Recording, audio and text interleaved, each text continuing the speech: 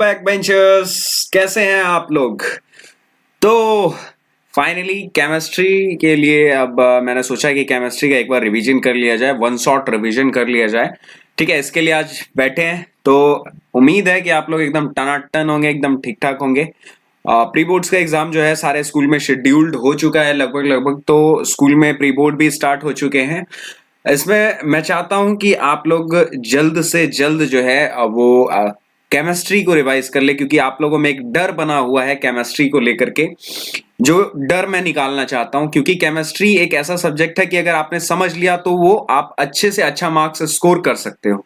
ठीक है, और हम मतलब हमारा मेन मोटिव है स्टार्टिंग से ये रहा है कि हमारा गुड मार्क्स आए, अच्छे मार्क्स आए, ताकि एक माइलस्टोन हम सेटअप कर सके। ठीक है, 10th क्लास को एक माइलस्टोन, इतने सालों में जो आया आया, लेकिन 10th क्लास को एज अ माइलस्टोन हम सेटअप कर सके, ताकि हम किसी को भी बता सके कि इतना मेरा परसेंटेज था, इस तरीके से था, मैंने इस तरीके से प्रिपेयर किया, आगे भी लोगों के लिए एक मोटिवेशन बन सके। इसलिए चलिए शुरू करते हैं केमिस्ट्री का फर्स्ट चैप्टर, जो कि वन शॉट में हम लोग रिवाइज करेंगे। एक बार में पूरा का पूरा चैप्टर रिवाइज कर जाएंगे, जो जो इंपॉर्टेंट टॉपिक्स है वो देख जाएंगे, जितने भी इसमें एक्टिविटीज है, उसमें कौन सा गैस निकला, क्या हुआ, कैसे हुआ, वो सारी चीजें हम इसमें देख लेंगे। और मैं आपको बताऊंगा कैसे इसमें इजीली आप सारी चीजों को याद रख सकते हैं, समराइज रख सकते हैं। ठीक है, कॉन्सेप्ट्स कैसे आपको एकदम एक बार में याद हो जाएंगे, वो सारी चीजें मैं आपको बता दूंगा। तो चलिए शुरू करते हैं। आप लोगों को एक और चीज नया दिख रहा होगा कि आज हम लोग एनसीईआरटी को, जो एनसीईआरटी का मेन बुक है, मेन टेक्स्ट बुक है, उसको ओपन करके रखे हुए हैं। तो क्योंकि मैं ये चाहता था कि एनसीईआरटी पढ़ना हर किसी की बस की बात नहीं है। एनसीईआरटी में बहुत कुछ दिया हुआ है, आप लोग रिफ्रेशर बुक की तरफ भागते हो, लेकिन आज हम चाहते हैं कि कंप्लीट एनसीईआरटी को पढ़ा जाए, क्योंकि इसमें कम ही पेजेस में सारे के सारे कंटेंट, सारे के सारे टॉपिक्स दिए हुए हैं। तो हम उसको अच्छे से पढ़ना चाहते थे, इसलिए मैंने पूरा कंप्लीट एनसीईआरटी बुक का वो चैप्टर ही उठा लिया है, वो पेजेस ही ले लिए हैं, और उन पेजेस को अब हम पढ़ने जा रहे हैं। ठीक है, तो आज थोड़ा नया कुछ ट्राई कर रहे हैं।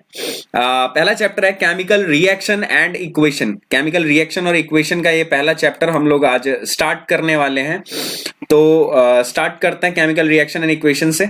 सबसे पहले यहाँ पे डेफिनेशंस और इंट्रोडक्शन दिया हुआ चैप्टर का, कि केमिकल रिएक्शन आखिर हम कहते किसको है, केमिकल रिएक्शन हम किसको कह सकते हैं, कौन सी चीजें होंगी। तो हम कहेंगे कि यहाँ पे केमिकल रिएक्शन जो है वो हुआ है। ठीक है, ये सारी चीजें हम यहाँ पे स्टडी करने वाले हैं। थोड़ा कलर चेंज कर लेते हैं, रेड कलर ले लेते हैं, दिखेगा ये। ठीक है, थिकनेस भी थोड़ा बढ़ा लेते हैं। चलिए, तो यहाँ पे दिया हुआ है कि milk is left at room temperature during summer, उसको रूम टेम्परेचर पे छोड़ दिया जाए। ठीक है, आयरन का जो तवा है या फिर नेल है, उसको हवा में छोड़ दिया जाए तो क्या हो जाता है, या फिर ग्रेप्स जो है वो 2-3 दिन तक छोड़ दिया जाए, उसको नहीं खाया जाए, या फिर वैसे के वैसे रह जाएगा तो क्या हो जाएगा।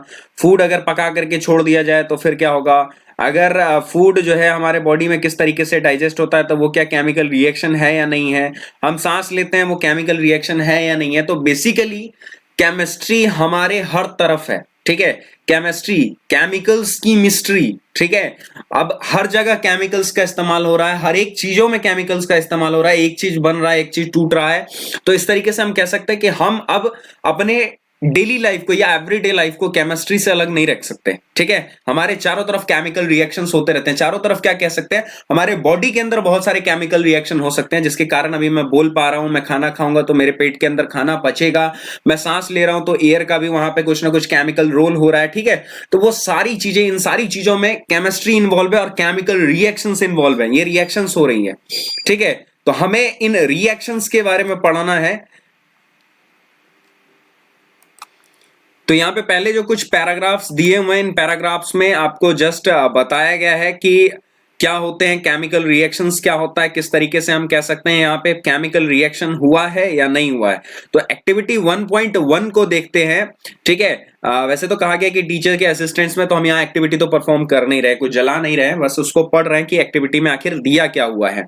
हमें क्या करना है, एक मैग्नीशियम रिबन लेना है। ठीक है, 3 से 4 सेंटीमीटर का, और उसको मैग्नीशियम सैंड पेपर से साफ कर देना है। ठीक है, और उसके बाद टोंग्स, मतलब टंग्स जो होते हैं, जो चिमटे होते हैं, चिमटे की मदद से उसको पकड़ना है और उसको कहां ले जाना है, फ्लेम के पास ले जाना है। यहाँ पे देखिए, ये फ्लेम, मैग्नीशियम रिबन को फ्लेम से जलाया जा रहा है। ठीक है, यहाँ पे टोंग्स इसको कहा जाता है, इसको फ्लेम से जलाया जा रहा है, ठीक। जब जलाया जाएगा तो यहाँ पे एक व्हाइट पाउडर जो है उसका फॉर्मेशन होता है। यहाँ पे आप देख सकते हैं व्हाइट पाउडर का फॉर्मेशन हुआ है जो कि वॉच ग्लास पे कलेक्ट किया गया है, जो क्या है, मैग्नीशियम ऑक्साइड है। क्या है? Magnesium oxide. तो आपने क्या ऑब्जर्व किया, हमने क्या ऑब्जर्व किया कि वो एसेस जो है, राख जो है वहां पे गिर रहा है, और वो राख किस चीज का था? वो राख था मैग्नीशियम ऑक्साइड का, मैग्नीशियम ऑक्साइड का राख वहां पे था।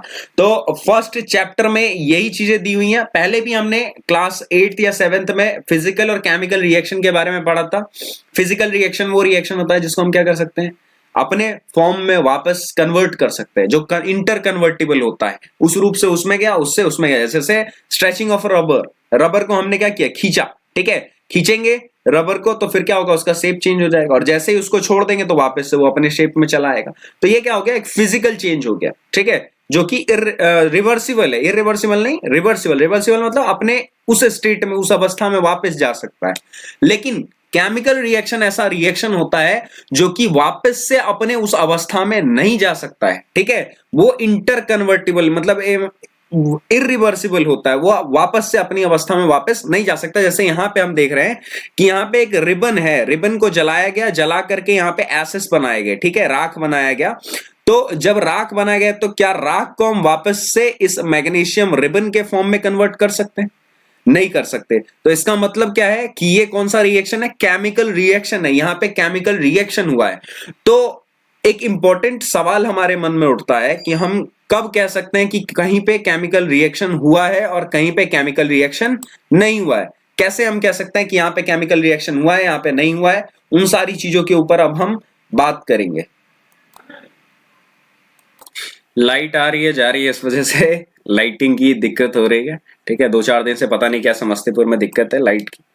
तो कोई बात नहीं, नेक्स्ट टॉपिक पे बढ़ते हैं, नेक्स्ट पॉइंट पे बढ़ते हैं, नेक्स्ट पेज पे बढ़ते हैं। पहला पेज हमने देख लिया। पहले पेज में जस्ट एक इंट्रोडक्शन दिया हुआ है केमिकल रिएक्शन के बारे में, ठीक है, और एक एक्टिविटी दी हुई है। तो ये सारी चीजें हमने देख ली। चलिए अब नेक्स्ट पेज पे बढ़ते हैं। नेक्स्ट पेज पे देखते हैं कौन सी चीजें दी हुई हैं, किन चीजों के बारे में दिया हुआ है। तो वही मैग्नीशियम रिबन के बारे में ही यहाँ पे दिया हुआ कि मैग्नीशियम रिबन जो है वो डेजलिंग फ्लेम के साथ जला और व्हाइट पाउडर में कन्वर्ट हो गया। जिस पाउडर को हम क्या कहते हैं, मैग्नीशियम ऑक्साइड कहते हैं, ठीक है। यहाँ पे 2 mg जो है वो O2 के प्रेजेंस में, ऑक्सीजन के प्रेजेंस में कोई भी चीज जलता है तो O2 के प्रेजेंस में जला और किस में कन्वर्ट हो गया, MgO में कन्वर्ट हो गया, ठीक है, मैग्नीशियम ऑक्साइड में कन्वर्ट हो गया, ठीक है। उसी तरीके से यहाँ पे एक्टिविटी 1.2 है। यहाँ पे क्या बोला है कि लेड नाइट्रेट सोल्यूशन ले लेना है एक टेस्ट ट्यूब के अंदर और उसमें पोटेशियम आयोडाइड जो है वो ऐड करना है, ठीक। लेड नाइट्रेट और पोटेशियम आयोडाइड को जब ऐड करेंगे तो आप क्या ऑब्जर्व करोगे? तो हमें वहां पे ना इस वाले में व्हाट डू यू ऑब्जर्व, जो ये इंपॉर्टेंट क्वेश्चन पूछा गया है कि क्या आप ऑब्जर्व करोगे, तो यहाँ पे एक येलो कलर का पीपीटी फॉर्म होगा, ठीक है। येलो पीपीटी किस चीज का? पोटेशियम आयोडाइड का, सॉरी लेड नाइट्रेट है ना, तो पोटेशियम नाइट्रेट होगा KNO3, ठीक है। पोटेशियम नाइट्रेट का हमें येलो पीपीटी दिखाई देगा। वही येलो पीपीटी जो है इसमें हमें ऑब्जर्व कर सकते हैं, ठीक है। एक्टिविटी 1.3 बोला है कि जिंक ग्रैन्यूल्स ले लेने हैं और जिंक ग्रैन्यूल्स को एक कोनिकल फ्लास्क, एक टेस्ट ट्यूब के अंदर रखना है। जैसे यहाँ पे रखा हुआ है, देखिए छोटे छोटे टुकड़े जो दिखाए गए हैं यहाँ पे, ये जिंक ग्रैन्यूल्स ही हैं। ग्रैन्यूल्स ले लेने, टुकड़े ले लेने जिंक के, ठीक है। और उसको किस में रखना है? डिल्यूट सल्फ्यूरिक एसिड में रखना है, ठीक है। Sulphuric acid, Kings of all the acid जिसको कहा जाता है, राजा कहा जाता है, तो उसके अंदर रखना है। और जैसे ही हम उसको रखेंगे, ये कोनिकल फ्लास्क है, इसी को कोनिकल फ्लास्क कहा जाता है। ये कॉर्क है, कॉर्क क्या होता है? जिससे वो ढक्कन बंद किया जाता है, ठीक है। उसमें क्या है, ग्लास ट्यूब एक लगा दिया गया कॉर्क के बीचों बीच। तो यहाँ पे आपको दिखाई दे रहा है कि क्या निकलेगा, H2 गैस निकलेगा। जैसे ही इसको ऐड करेंगे, मेटल को जो है डिल्यूट सल्फ्यूरिक एसिड के साथ ऐड करेंगे, तो यहाँ पे क्या होगा, हाइड्रोजन गैस निकलेगा, ठीक है। मेटल जब एसिड के साथ रिएक्ट करता है तो हाइड्रोजन गैस निकलता है। आगे 3rd चैप्टर में इन चीजों को पढ़ना भी है कि मेटल और नॉन मेटल्स के रिएक्शन। तो हम कैसे कह सकते हैं कि कहीं पे केमिकल रिएक्शन हुआ है?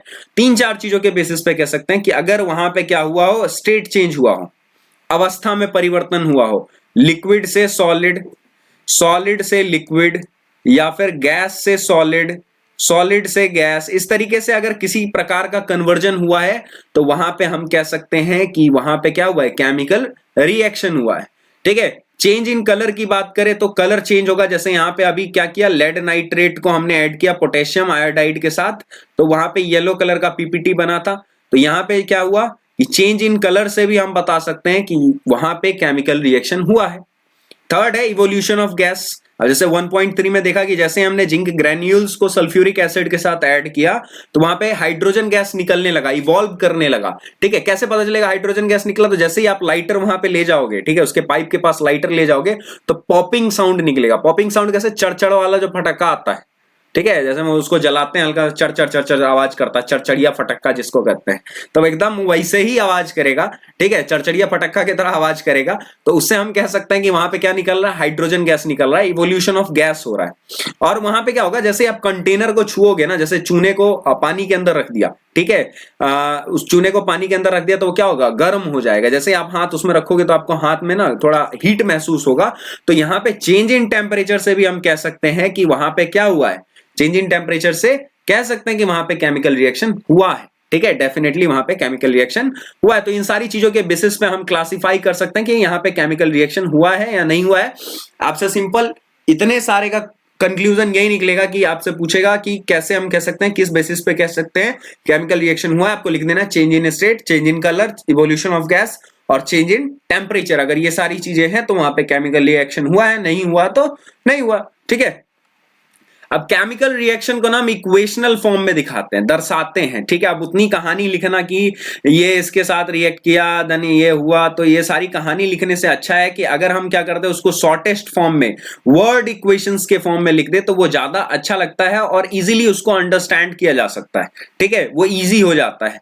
जैसे कि मैग्नीशियम और ऑक्सीजन का मैंने वहां ऊपर लिखा था एक रिएक्शन, उसी को यहां पे देख लेते हैं कि मैग्नीशियम प्लस ऑक्सीजन। ठीक है, मैग्नीशियम और ऑक्सीजन है और ये दोनों मिला करके क्या बना रहे हैं, मैग्नीशियम ऑक्साइड बना रहे हैं। ठीक है, तो ये देखिए ये मैग्नीशियम और ऑक्सीजन, ठीक है, रिएक्शन से पहले जो चीज मिलता है उसको क्या कहा जाता है, रिएक्टेंट कहा जाता है। ठीक है, उसको क्या कहा जाता है, रिएक्टेंट कहा जाता है। The substance that undergo chemical reaction, ठीक है, जो जिसका केमिकल रिएक्शन होता है उसको क्या कहते हैं, रिएक्टेंट कहते हैं। और जो केमिकल इक्वेशन का रिजल्टेंट होता है, जो उससे मिलता है, जो प्राप्त होता है, उसको क्या कहते हैं, प्रोडक्ट कहते हैं। ठीक है, जैसे कि आटा ले लिया, पानी ले लिया, तो क्या हो गया, रिएक्टेंट हो गया। और आटे पानी को मिला करके गूंद करके जो डफ तैयार करते हैं रोटी बनाने के लिए, वो क्या हो गया, प्रोडक्ट हो गया। ठीक है, तो ये इसी तरीके से रिएक्टेंट क्या हुआ, जिन चीजों को मिला करके हम क्या कर रहे हैं, प्रोडक्ट को बना रहे हैं, उसको रिएक्टेंट कहते हैं। Reactant generally left hand side में लिखा जाता है। ठीक है, और जो प्रोडक्ट होता है वो राइट हैंड साइड में लिखा जाता है। ठीक, रिएक्टेंट जो है हमेशा क्या लिखा जाएगा, एलएचएस में लिखा जाएगा, लेफ्ट हैंड साइड में लिखा जाएगा, और जो प्रोडक्ट है वो राइट हैंड साइड में लिखा जाएगा। क्लियर है इतना? ठीक है, चलिए बढ़ते हैं आगे। तो यही चीजें आपको यहाँ पे दिखाई गई हैं कि एलएचएस में लिखा जाएगा with a plus sign between them, plus के साइन के साथ यहाँ पे दिखाया गया है। ठीक है, जो चीज जुड़ रहा है उसको प्लस का साइन के साथ दिखाया गया है। यहाँ पे ये बन रहा है तो बीच में एरो दिखाया गया है। ठीक है, arrow head points toward the product, product की तरफ की ये चीज इधर की तरफ बना है, प्रोडक्ट किधर की तरफ है, जिधर की तरफ भी होगा एरो हो जाता है। तो कभी कभी क्या होता है कि मतलब दो चीजों को मिला करके ना इस तरीके से एक रिएक्शन, ये देखिए जैसे ये, तो ये क्या हो रहा है, मैग्नीशियम ऑक्सीजन को मिलाया तो क्या बना, मैग्नीशियम ऑक्साइड बन गया। तो इस तरीके से एरो जो है वो डिपिक्ट कर रहा है कि प्रोडक्ट किधर की तरफ है, प्रोडक्ट लेफ्ट में है कि राइट में है, वो सारी चीजें दिखा रहा है।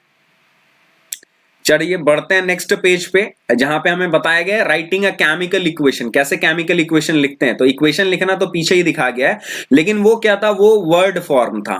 ठीक है, वर्ड फॉर्म था, वर्ड्स में लिखा हुआ था। ठीक है, अब हम यहाँ पे देखेंगे इक्वेशनल फॉर्म।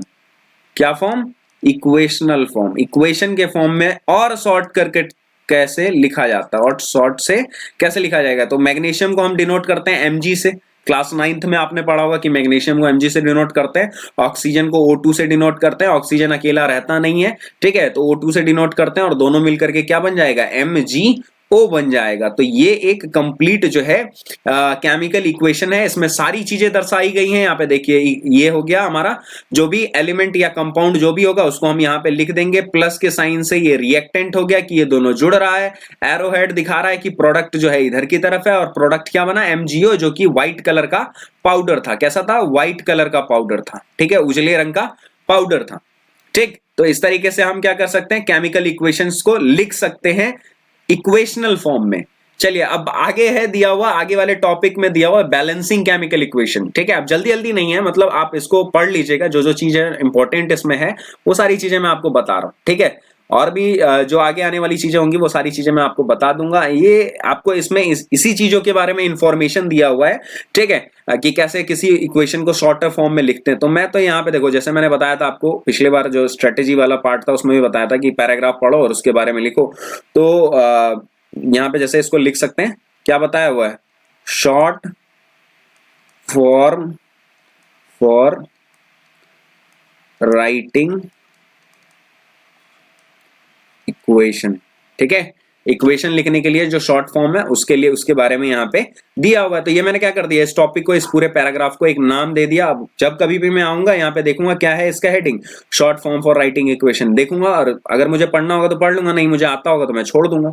तो ये इंपॉर्टेंट होता है, आप पैराग्राफ को जब नाम दे देते हैं, कुछ बता देते हैं, उसके बारे में लिख देते हैं। तो ठीक है, तो मैं तो इस तरीके से पढ़ता हूँ, आपको भी मैंने बताया था कि इसी तरीके से पढ़िए, ज्यादा अच्छा रहेगा, ज्यादा बेहतर रहेगा, याद करने में ठीक रहेगा, और सबसे बढ़िया रिवाइज करने में आपको कम टाइम लगेगा। ठीक है, तो चलिए अब देखते हैं balanced chemical equations. Chemical equations को बैलेंस कैसे किया जाता है। ठीक है, जैसे एक केमिकल इक्वेशन ले लिया, क्या ले लिया, जिंक प्लस सल्फ्यूरिक एसिड ले लिया। यहाँ पे जिंक है, जिंक को सल्फ्यूरिक एसिड में डाल दिया, जैसे वहां था जिंक ग्रेन्यूल्स को सल्फ्यूरिक एसिड में डाला तो क्या बन रहा था, जिंक सल्फेट बन गया। ठीक है, और वहां से हाइड्रोजन गैस लिबरेट कर रहा था, एक्टिविटी 1.2। ठीक है, उसमें हाइड्रोजन गैस निकाल, नहीं 1.2 नहीं 1.3 है। ठीक है, जहां पे हाइड्रोजन गैस लिबरेट करते हुए दिखाया गया, पाइप से ऊपर जाते हुए दिखाया गया। तो इसको इस तरीके से भी हम दिखा सकते हैं, दर्शा सकते हैं। ठीक है, तो इसको अगर इक्वेशनल फॉर्म में लिखेंगे तो जिंक को हम डिनोट करते हैं Zn से, और सल्फ्यूरिक एसिड का जो केमिकल फॉर्मूला होता है वो होता है H2SO4। तो जिंक प्लस H2SO4 तो क्या बना, जिंक ZnSO4, जिंक सल्फेट। ठीक है, और हाइड्रोजन गैस। अब इसको देखना है कि ये इक्वेशन जो है, ये केमिकल रिएक्शन जो दिया हुआ है वो बैलेंस्ड है क्या नहीं है। ठीक है, क्योंकि क्लास 9th में हमने पढ़ा था कि matter can neither be created nor be destroyed in a chemical reaction. ना हम बना सकते हैं ना उसको बिगाड़ सकते हैं, कुछ नहीं कर सकते उसका। तो ना हम बना सकते हैं ना बिगाड़ सकते हैं। तो जितना नंबर ऑफ थिंग्स हम पहले डालेंगे, रिएक्शन के पहले डालेंगे, उतना ही तो हमें प्रोडक्ट में मिलेगा। ठीक है, तो यहां पे हम बस उसी चीजों को चेक कर रहे हैं और उन्हीं चीजों को बैलेंस करने की कोशिश करेंगे। ठीक है, कि दोनों तरफ रिएक्टेंट में जितना नंबर ऑफ एटम हो उतना ही नंबर ऑफ एटम क्या हो, प्रोडक्ट में भी हो। लेफ्ट हैंड साइड में जितना नंबर ऑफ एटम हो उतना ही नंबर ऑफ एटम प्रोडक्ट में भी हो। ये सारी चीजों को बैलेंस करने की कोशिश करेंगे।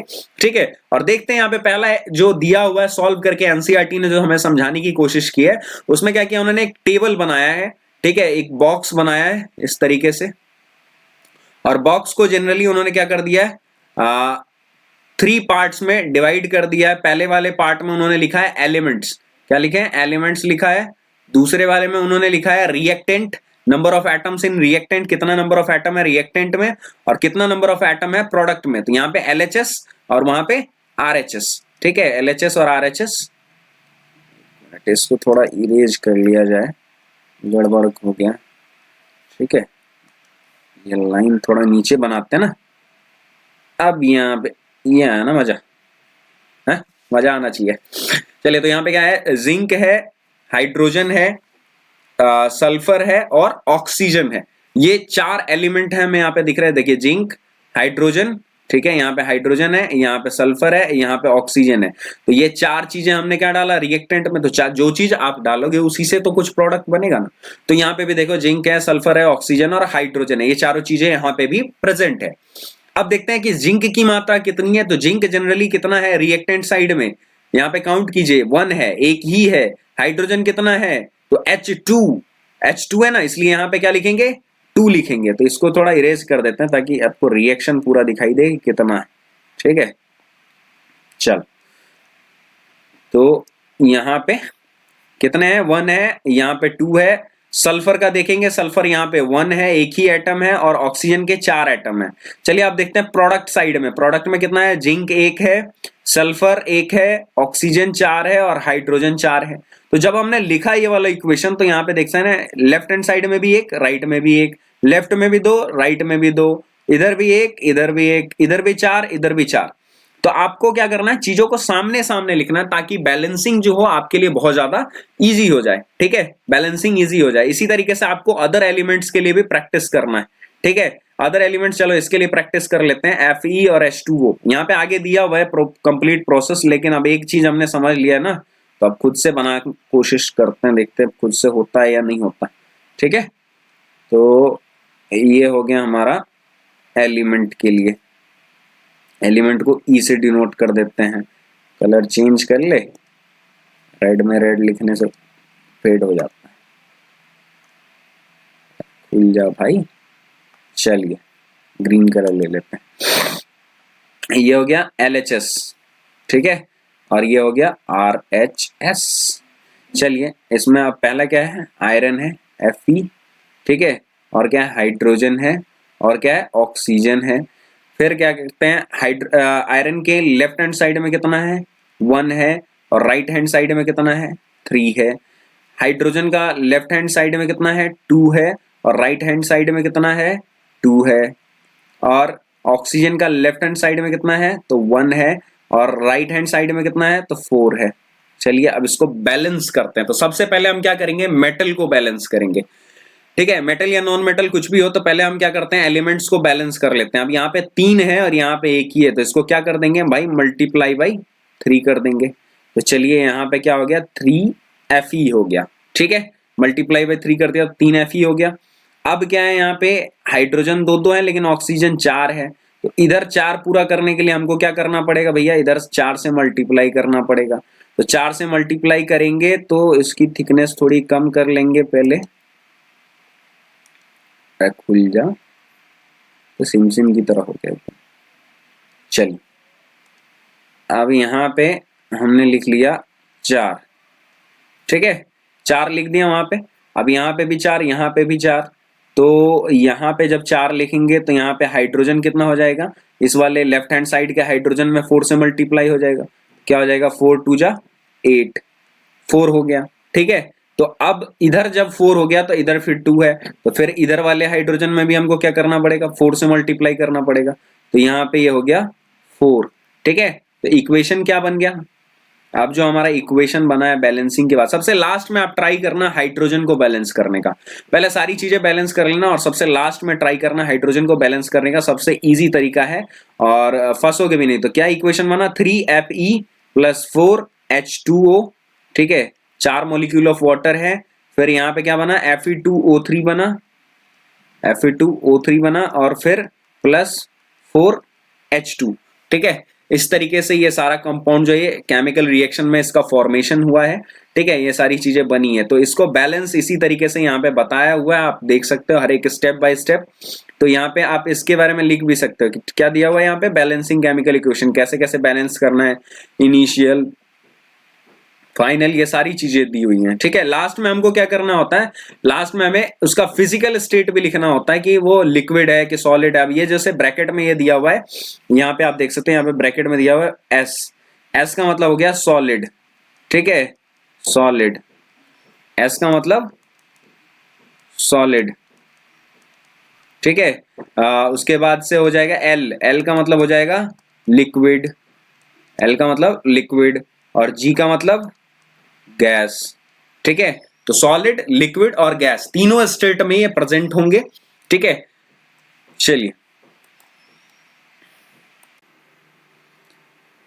तो चलिए अब आगे बढ़ते हैं। केमिकल रिएक्शंस देख लिए जी। अच्छा एक चीज और रह गया, यहाँ पे होता है एक AQ होता है। ठीक है, AQ लिखा होता है। AQ मतलब होता है अक्वस। अक्वस मतलब होता है पानी में उसका सोल्यूशन बनाया गया। ठीक है, तो उसको डिनोट करते हैं जनरली A और Q से। ठीक है, AQ।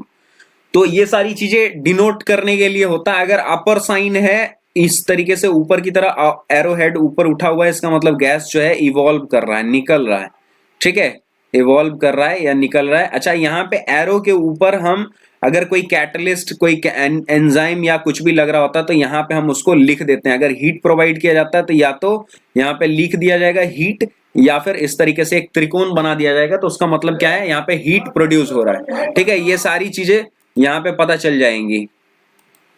ठीक है, तो इन सारे सिंबल्स का आपको ध्यान रखना चाहिए, ध्यान रखिएगा इसलिए मैंने बता दिया अभी यहाँ पे। ठीक है, ये सारे सिंबल्स जो लिखे होते हैं। अब जैसे यहाँ पे देखिए कार्बन डाइऑक्साइड का एक रिएक्शन लिखा हुआ है, सॉरी कार्बन मोनोऑक्साइड का, कार्बन मोनोऑक्साइड क्या है, G for gas, carbon monoxide gas जो है 2 हाइड्रोजन जो एटम्स होते हैं हाइड्रोजन के, उनके साथ कंबाइन हुआ, ये भी गैसियस स्टेट में है, ठीक है। तो क्या बना, CH3OH बना। CH3OH का नाम क्या है, मिथनॉल, मिथॉल, ठीक है। मिथ, इथ, प्रॉप, ब्यूट, एक का क्या होता है मिथ और OH लगा हुआ है तो क्या होगा, ओल, तो मिथनॉल, ठीक है। मतलब कि ये कौन से ग्रुप का है, कमेंट करके बताइए कौन से ग्रुप का है। चलिए ठीक है, तो अब यहाँ पे फोटोसिंथेसिस का जैसे रिएक्शन हो गया, फोटोसिंथेसिस का रिएक्शन तो आप क्लास 6th से ही पढ़ते आ रहे हो, फोटोसिंथेसिस प्रकाश संश्लेषण जिसको कहते हैं, ठीक है। तो फोटोसिंथेसिस के रिएक्शन में क्या है, 6 कार्बन एटम, ठीक है, कार्बन डाइऑक्साइड के atom, 6 molecules of carbon dioxide atom in the aqueous state, ठीक है, पानी के साथ मिक्स हो जाता है एक्वस स्टेट में, plus 12 water, 12 molecules of water, कौन से स्टेट में, लिक्विड स्टेट में, इन द प्रेजेंस ऑफ, देखो एरो के ऊपर मैंने बोला ना, एरो के ऊपर लिखा होता है, तो यहाँ पे सनलाइट के प्रेजेंस में, ठीक है, किसकी मदद से, क्लोरोफिल की मदद से, सनलाइट के प्रेजेंस में क्लोरोफिल की मदद से क्या बनाता है, C6H12O6, मतलब कार्बन 6 H12O6, और ये किस चीज का फॉर्मूला है, ग्लूकोज का, और ये ग्लूकोज जो बनता है वो कौन से फॉर्म में बनता है, एक्वस फॉर्म में बनता है, मतलब पानी में घुला हुआ होता है, प्लस 6O2, 6 जो है ऑक्सीजन है जो कि एक्वस स्टेट में होता है, और जनरली यहाँ पे होना चाहिए एरो ऊपर की तरफ, ठीक, क्योंकि ये ऑक्सीजन क्या हो जाता है, बाहर निकल जाता है, प्लस 6H2O जो कि लिक्विड स्टेट में रहेगा, पानी के स्टेट में रहता है, इस अवस्था में रहता है, 6 मॉलिक्यूल्स ऑफ वाटर, उसका फॉर्मेशन होता है, ठीक है। तो ये सारी चीजें आपको अच्छे से केमिकल रिएक्शन को डिपिक्ट करना आना चाहिए, उनको बैलेंस करना आना चाहिए, बैलेंसिंग बहुत इंपॉर्टेंट पार्ट है इस चीज के लिए, तो बैलेंसिंग करना एकदम सीख लीजिएगा। चलिए बढ़ते हैं आगे, 1 घंटा दोगे सारी की सारी चीजें क्लियर हो जाएंगी, ठीक है। क्वेश्चंस जो है वो एक साथ कर लेंगे, सारे के सारे जो इन टेक्स्ट क्वेश्चन है, अभी पहले कंटेंट एक बार पढ़ लेते हैं, फिर क्वेश्चन करने के लिए बैठेंगे, ठीक है, चाहे वो चैप्टर के बीच में हो या फिर लास्ट वाला हो, तो सारा का सारा एक साथ कर लेंगे क्वेश्चंस। अब बात करते हैं टाइप्स ऑफ केमिकल रिएक्शन की, कि कौन कौन से टाइप होता है। तो जनरली इसको 5 टाइप में बांटा गया है, पांचों टाइप को बहुत ही इंटरेस्टिंग तरीके से मैं आपको बता दूंगा किस तरीके से याद करना है, ठीक है। तो जिसमें पांचों टाइप में पहला वाला क्या है, पहला वाला है कॉम्बिनेशन, ये फर्स्ट टाइप है, देख रहे हो 1.21, मतलब 1.2 का पहला वाला कॉम्बिनेशन रिएक्शन, ठीक है। नाम कंबाइन करना मतलब क्या होता है, कंबाइन करना मतलब जोड़ना, क्या होगा, जोड़ना, ठीक है, कंबाइन करना इसका मतलब हो जाएगा जोड़ना, ठीक है। तो यहाँ पे हम देख रहे हैं कि किस तरीके से रिएक्शंस के अंदर जो हो रहा है कॉम्बिनेशन हो रही है, ठीक है, ये सारी चीजें भी देखते हैं।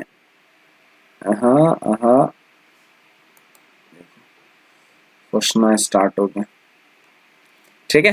तो कंबाइन कैसे करता है, यहाँ पे दिया हुआ एक्टिविटी 1.4, इसमें बोला है कि take a small amount of calcium oxide, calcium oxide लेना है जिसको क्विक लाइम चूना कहते हैं, चूना लेना है एक बीकर में, और उसमें थोड़ा थोड़ा पानी डाल करके उसमें ऐड करना है, और उसके बाद उसको टच करके देखना है, यहाँ पे देखिए टच करके देख रहा है, do you feel any change in the temperature, क्या आपको टेम्परेचर में कोई भी चेंज नजर आता है, तो यस, ठीक है, यहाँ पे हमें थोड़ी सी गर्मी महसूस होगी, थोड़ा सा टेम्परेचर जो है वो बढ़ा हुआ महसूस होगा, ठीक है।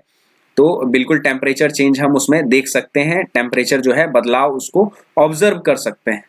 अच्छा, अब इस रिएक्शन को देखते हैं किस तरीके से रिएक्शन हुआ, कॉम्बिनेशन का मतलब मैंने पहले ही बताया जोड़ना, अब देखते हैं किस तरीके से जोड़ रहा है। तो देखिए यहाँ पे क्या हुआ कि क्विक लाइम जो था, ठीक है, चूना जो था वो पानी के साथ जुड़ गया, और पानी के साथ जुड़ करके क्या बनाया, स्लेक लाइम बनाया, ठीक है। स्लेक लाइम का फॉर्मूला कैल्शियम हाइड्रोक्साइड होता है, ठीक है। स्लेक लाइम किसको कहते हैं, कैल्शियम हाइड्रोक्साइड। तो ये दोनों नाम आपको इंपॉर्टेंटली याद कर लेने कि क्विक लाइम का फॉर्मूला क्या होता है, कैल्शियम ऑक्साइड, और स्लेक लाइम का फॉर्मूला क्या होता है, कैल्शियम हाइड्रोक्साइड, ठीक है। अब यहां पे देखिए कि कैल्शियम ऑक्साइड और वाटर दो अलग अलग चीजें, ठीक है, दो अलग अलग केमिकल्स, एक तरीके से कह सकते हैं एक ये केमिकल है चूना, और दूसरा पानी के साथ क्या कर रहा है, मिक्सचर बना रहा है, और मिक्स करके क्या बनाया, कैल्शियम हाइड्रोक्साइड बनाया। तो जब दो या दो से ज्यादा केमिकल्स एक दूसरे के साथ जुड़ करके एक नए प्रोडक्ट को बनाते हैं, एक प्रोडक्ट को बनाते हैं, तो उसको क्या कहते हैं, कॉम्बिनेशन रिएक्शन कहते हैं। कॉम्बिनेशन मतलब जुड़ना, दो या दो से अधिक जो केमिकल्स होंगे वो जुड़ करके एक प्रोडक्ट का निर्माण करेंगे, एक नए प्रोडक्ट को बनाएंगे, उसको क्या कहेंगे, केमिकल रिएक्शन कहेंगे। जैसे यहाँ पे क्विक लाइम जो है वाटर से जुड़ करके क्या बना रहा है, स्लेक लाइम बना रहा है और हीट प्रोड्यूस कर रहा है, उसमें से हीट भी निकलेगा, ठीक है, हीट प्रोड्यूस करने का काम कर रहा है। तो इस रिएक्शन में कैल्शियम ऑक्साइड के बारे में बताया गया किस तरीके से कॉम्बिनेशन रिएक्शन कर रहा है। अब देखिए स्लेक लाइम की कुछ प्रॉपर्टीज है और एक बहुत इंपॉर्टेंट क्वेश्चन आता है एक्स करके कि एक एक्स एक कंपाउंड है जिसका यूज किया जाता है व्हाइट वॉशिंग में, ठीक है। व्हाइट वॉशिंग करने के बाद जब वो कार्बन डाइऑक्साइड के साथ रिएक्ट करता है तो फिर वो साइनी हो जाता है, चमकने लगता है। तो बताइए एक्स क्या है, ठीक है। तो उसका आंसर आपका यहाँ पे दिया हुआ, बहुत इंपॉर्टेंट क्वेश्चन है, बार बार आप पूछा जाता है। तो यहाँ पे solution of slack lime, slack lime मतलब भूल गए, कैल्शियम ऑक्साइड नहीं, कैल्शियम हाइड्रोक्साइड, CaOH का होल ट्वाइस, ठीक है, इस तरीके से होगा, ठीक है, CaOH का होल ट्वाइस।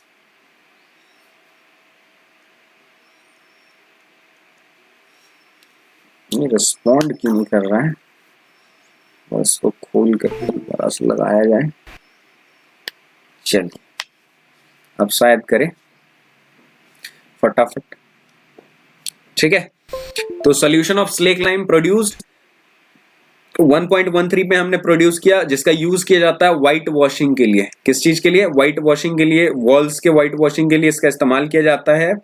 कैल्शियम हाइड्रोक्साइड जो है वो रिएक्ट करता है स्लोली, किसके साथ रिएक्ट करता है भाई, कार्बन डाइऑक्साइड के साथ, air, to form a layer of calcium carbonate. Calcium carbonate का एक लेयर बनाता है दीवार के ऊपर, and calcium carbonate is formed after 2 to 3 days, मतलब 2-3 दिन तक जब वो कार्बन डाइऑक्साइड के साथ रिएक्ट करता है तो कैल्शियम कार्बोनेट बना लेता है, और कैल्शियम कार्बोनेट जो है वो साइनी फिनिश देता है किसको, दीवार को। तो इसलिए जब आप पेंट करोगे, कहीं पे पेंट हुआ होगा, आपने देखा होगा कि पेंट करते हैं तो तुरंत वो चमक नहीं आती है, लेकिन जैसे ही 1-2 दिन के लिए उसको छोड़ देते हैं तो एक साइनी अपीयरेंस आ जाता है, उसमें ग्लो आ जाता है, चमक आ जाती है। चमक क्यों आती है, क्योंकि यहाँ पे केमिकल रिएक्शन इन्वॉल्व है। बताओ अब चूना पोचारे में भी केमिकल रिएक्शन इन्वॉल्व हो गया, ठीक है। तो देख सकते हो केमिस्ट्री हमारे लाइफ का कितना बड़ा पार्ट है। अब कैल्शियम हाइड्रोक्साइड है, कैल्शियम हाइड्रोक्साइड किसके साथ रिएक्ट कर रहा है भाई, कार्बन डाइऑक्साइड के साथ।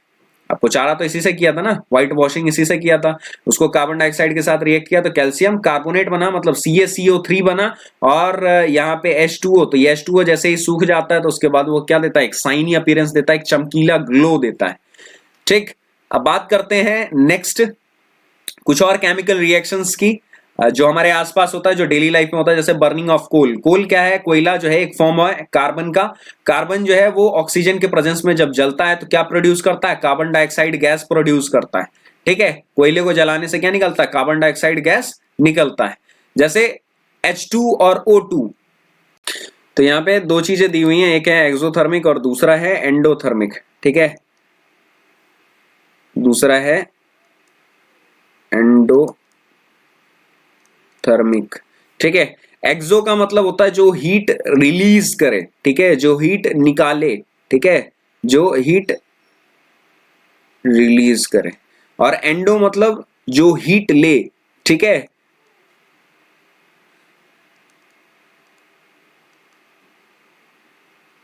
जिसमें हमको हीट देना पड़े वो क्या हो जाएगा, एंडोथर्मिक हो जाएगा, और जिसमें से हीट निकलेगा वो एक्सोथर्मिक हो जाएगा। तो आप लोग सब क्या करो, एक एक्सपेरिमेंट करो, नाक के पास हाथ ले जाइए और वहां पे जो है एयर बाहर की तरफ ब्लो कीजिए, तो आप देखिए गर्म, थोड़ा हवा आपको गर्म लगेगा नाक के अंदर से जो निकल रहा है, जो, ठीक है। बोलते बोलते भी आप अपने मुंह से जब मुंह के पास हाथ ले जाइएगा तो वहां पे भी देखिएगा कि जब एयर निकलेगा तो वो क्या होता है, गर्म होता है, ठीक है। तो यहाँ पे क्या हो रहा है, गर्म क्यों है, क्योंकि हीट जो है वो रिलीज हो रहा है, निकल रहा है बाहर की तरफ। तो ये कौन सा रिएक्शन हो जाएगा, तो ये एक्सोथर्मिक रिएक्शन हो जाएगा, ठीक है। Respiration is an exothermic reaction, जिसमें क्या होता है, हीट रिलीज होता है, ठीक है। और दूसरे जो रिएक्शंस होते हैं कुछ कुछ जिसमें हीट देना पड़ता है, that is an endothermic reaction, उसको क्या कहा जाता है, एंडोथर्मिक रिएक्शन कहा जाता है, ठीक है। तो decomposition of vegetable matter into compost, ठीक है। अब जैसे तो चलिए आगे बढ़ते हैं नेक्स्ट पेज पे,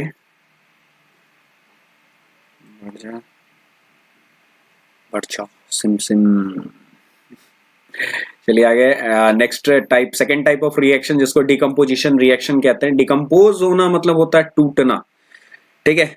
जनरली डिकम्पोजिशन का मतलब क्या होता है, टूटना।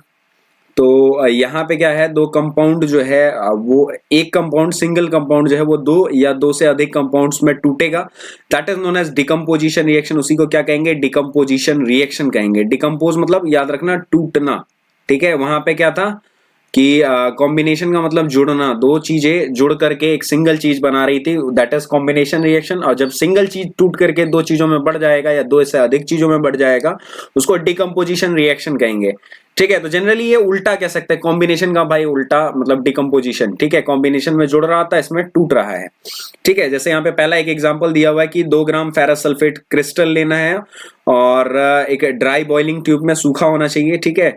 और उसके बाद क्या कर देना है, हमें कलर जो क्रिस्टल है उसका कलर ऑब्जर्व करना है, और उसके बाद heat the boiling tube over the flame of a burner on a spirit lamp as shown in the figure 1.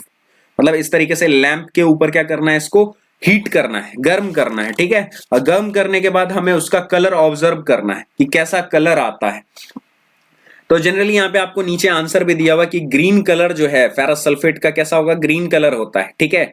Green colour ferrous sulphate crystal का है चेंज्ड, वो बदल जाता है, ठीक। एंड द स्मेल और the characteristic order of burning, जलने की जो बदबू आती है, ठीक है, वो किस चीज का है, वो सल्फर का है। वहां से एक स्मेल निकलेगा जो कि लग रहा है कुछ जल रहा है, दैट इज सल्फर, वो सल्फर है। तो कैसे हो रहा है रिएक्शन, जैसे FeSO4 है, ठीक है, उसको हीट कर रहे हैं, हीट यहाँ पे हम प्रोवाइड कर रहे हैं, तो दिस इज एंडोथर्मिक रिएक्शन। क्या है, एंडोथर्मिक रिएक्शन है, यहाँ पे हीट प्रोवाइड किया जा रहा है, ठीक है, रिएक्शन को करवाने के लिए। और वो क्या कर रहा है, ब्रेक डाउन हो रहा है किसमें, फेरिक ऑक्साइड में, सल्फर डाइऑक्साइड में और सल्फर ट्राइऑक्साइड में। इन तीन चीजों में ये टूट रहा है एक single compound, that is why this is known as the decomposition reaction. Decomposition reaction कहते हैं जिसमें एक सिंगल रिएक्टेंट दो या दो से अधिक चीजों में टूटता है। यहाँ पे इन सारे टॉपिक्स में यहाँ पे जो बातें लिखी हुई हैं सारी उसी से रिलेटेड बातें जो हैं वो लिखी हुई हैं, इलेबोरेशन दिया हुआ है ऊपर वाले एग्जांपल्स का, ठीक है।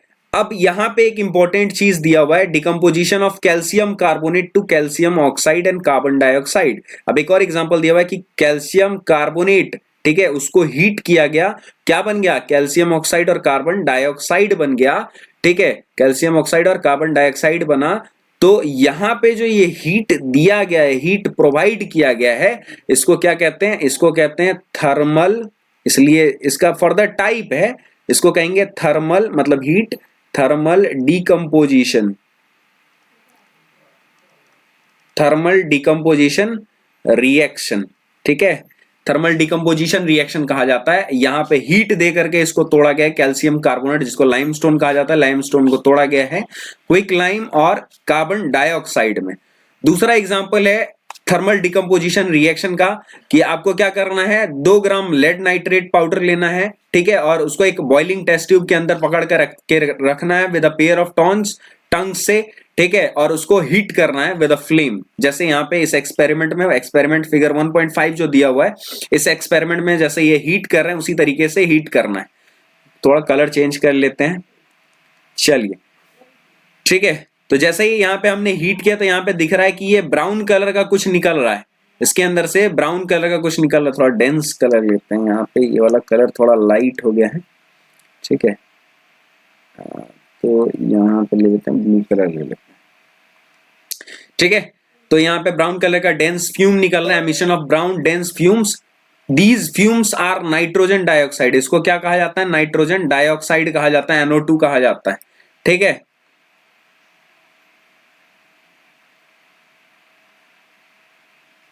देखिए यहाँ पे रिएक्शन जो हुआ है वो कुछ इस तरीके से, लेड नाइट्रेट है, ठीक है, PbNO3, PbNO3 को क्या किया गया, हीट किया गया,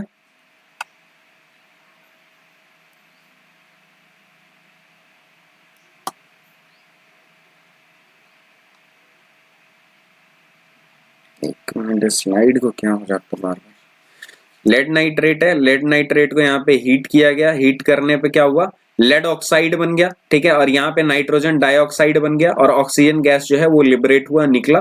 तो यहाँ पे भी हीट प्रोवाइड किया गया, ये भी this is also an example of thermal decomposition reaction, मतलब हीट को प्रोवाइड किया गया, आग लगा करके जनरली फ्लेम्स के थ्रू हीट को दिया गया, ठीक है, और हीट दे करके उसको कंपाउंड को तोड़ा गया है, तो इसीलिए इसको क्या कहा जाता है, थर्मल डिकम्पोजिशन रिएक्शन है। और this is also an example of thermal decomposition reaction. तो ये आपको क्या कर लेना है कि एनसीईआरटी में जितने रिएक्शंस दिए हुए हैं रिएक्शंस आपको याद कर लेने हैं। कौन से रिएक्शन में किस कलर का फ्यूम निकल रहा है, इससे रिलेटेड क्वेश्चन बहुत बार पूछा जाता है। और वो फ्यूम कौन किस चीज का है, ठीक है। ये जो सब्सटेंस एक्स वाला क्वेश्चन आप देखते हो कि सब्सटेंस एक्स है, इस तरीके से रिएक्ट किया, ये बना, यहाँ पे फ्यूम निकला। तो इन सारे तरह के क्वेश्चन में आपको जनरली यही एक्टिविटी पे आप ध्यान नहीं देते हो, इसलिए आपका क्वेश्चन वहां पे छूट जाता है। इन एक्टिविटीज पे ध्यान दीजिएगा, आपका क्वेश्चन फटाफट बन जाएगा। अब यहाँ पे देखो ब्राउन फ्यूम निकला, तो वहां पे है क्या, नाइट्रोजन डाइऑक्साइड है। तो हो सकता है आपको कंपाउंड पूछते कि कौन सा कंपाउंड टूटा, तो लेड नाइट्रेट टूटा है, ठीक है। या फिर ये पूछते कि लेड नाइट्रेट जो हीट किया गया तो नाइट्रोजन डाइऑक्साइड गैस निकला, ऑक्सीजन गैस निकला, उसके साथ एक कंपाउंड था, बताइए कंपाउंड का नाम क्या, तो लेड ऑक्साइड। तो आपको इसके लिए रिएक्शंस याद करना बहुत ज्यादा जरूरी है, ठीक है।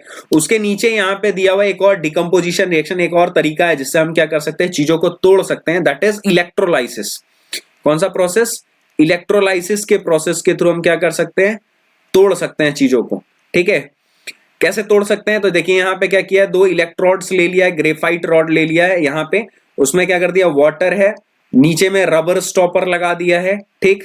उसको कनेक्ट कर दिया है कैथोड और एनोड से, ठीक है। बैटरी के दो एंड्स होते हैं, कैथोड जो होता है वो नेगेटिव एंड होता है, और एनोड जो होता है पॉजिटिव एंड। तो ये पॉजिटिव एंड है एनोड, और इधर ये नेगेटिव एंड कैथोड, ठीक है। यहाँ पे स्विच लगा दिया, स्विच जैसे ही ऑन करेंगे तो यहाँ पे क्या होगा, ये टेस्ट ट्यूब जो है, ठीक है, यहाँ पे टेस्ट ट्यूब रखा हुआ है, इसके अंदर वाटर फिल्ड है।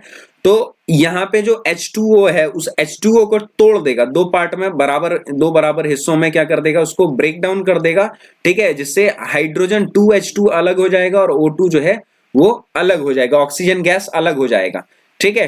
तो यहाँ पे देखिए इस वाले टेस्ट ट्यूब में, अब यहाँ पे हाइड्रोजन आप देखोगे, अगर वैलेंसी इसकी देखी जाए, ठीक है, तो हाइड्रोजन का होता है +1, ठीक है, और ऑक्सीजन का होता है 16 होता है ना, तो -2 होगा इसका, ठीक है। तो इस पे क्या है, कौन सा चार्ज है, नेगेटिव चार्ज है, और इस पे कौन सा चार्ज है, ये पॉजिटिव चार्ज है, ठीक है। तो ये नेगेटिव चार्ज वाला जो है वो पॉजिटिव एंड की तरफ चला जाएगा, मतलब एनोड की तरफ चला जाएगा, क्योंकि प्लस माइनस क्या करते हैं, एक दूसरे को अट्रैक्ट करते हैं। तो माइनस वाला प्लस वाले की तरफ भाग जाएगा, और प्लस वाला माइनस वाले की तरफ भाग जाएगा, ठीक है।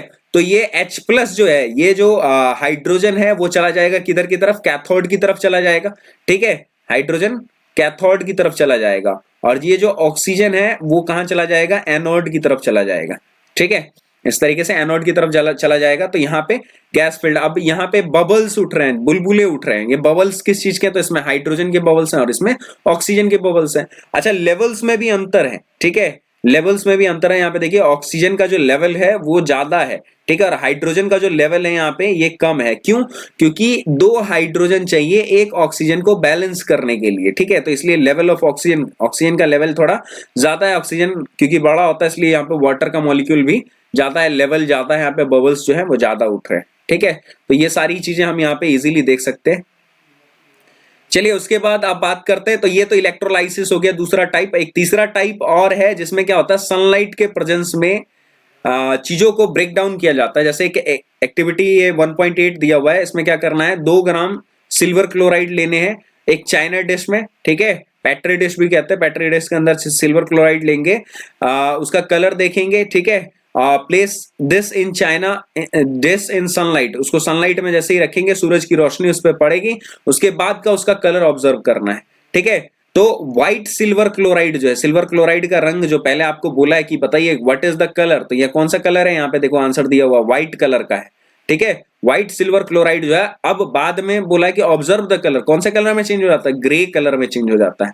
तो इन चीजों पे ध्यान देना बहुत ज्यादा जरूरी है एनसीईआरटी पढ़ते वक्त। अब ये सारी चीजें छूट जाती हैं, फटाफट पढ़ के खत्म कर लेते हैं, तो इसलिए इन्हीं से क्वेश्चन आ जाता है और वहां पे हम फंस जाते हैं। तो यहाँ पे व्हाइट सिल्वर क्लोराइड जो है वो किसमें कन्वर्ट हो रहा है, ग्रे कन्वर्ट हो रहा है in the presence of sunlight, ठीक है, ड्यू टू द डिकम्पोजिशन की वजह से। अब यहाँ पे रिएक्शन देखिए 2AgCl, अब यहाँ पे सनलाइट है, सनलाइट क्या कर रहा है, हीट प्रोवाइड करेगा, ठीक है, ये इस तरीके से हीट प्रोवाइड करेगा। तो हीट के प्रेजेंस में क्या हो जाएगा, सिल्वर अलग हो जाएगा और क्लोराइड अलग हो जाएगा, ठीक है, सिल्वर अलग और क्लोराइड अलग हो जाएगा, इसलिए यहाँ पे ग्रे कलर दिखाई देता है, ठीक है, ग्रे कलर यहाँ पे दिखाई देता है। ये भी डिकम्पोजिशन रिएक्शन है। अब यहाँ पे एक और चीज दिया हुआ है सिल्वर ब्रोमाइड। अब ये वाला जो रिएक्शन है इससे रिलेटेड क्वेश्चन बहुत पूछा जाता है, क्या, तो सिल्वर ब्रोमाइड है, फिर से सनलाइट लगाया, सनलाइट के प्रेजेंस में सिल्वर और ब्रोमीन में टूट गया, अब पूछा जाता है कि विच रिएक्शन और right the reaction which is used in a black and white